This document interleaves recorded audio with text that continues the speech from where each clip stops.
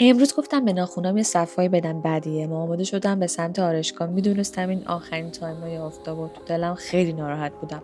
منتظر مترو وایساده بودم، سوار شدم. اینجام سعی کردم از خودم فیلم بگیرم ولی اصلا زاویه خوبی پیدا نکردم.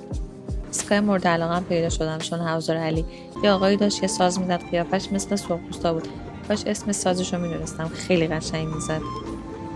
رفتم به سمت اوبان. خوبی برلین اینه که همه جا وسایل نقلیه عمومی هست از هر نوعی.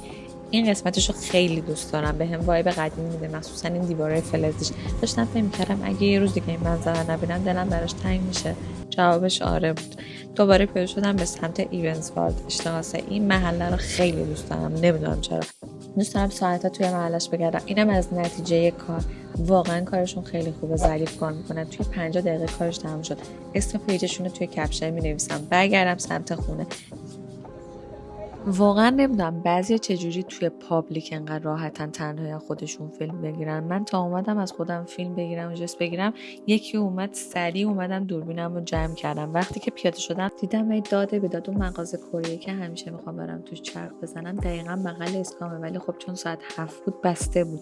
بعدش رفتم به چرنه یکم چرخ زدم ولی چیز خاصی پیدا نکردم و بعدش برگشتم سمت خونه و امروز تموم شد.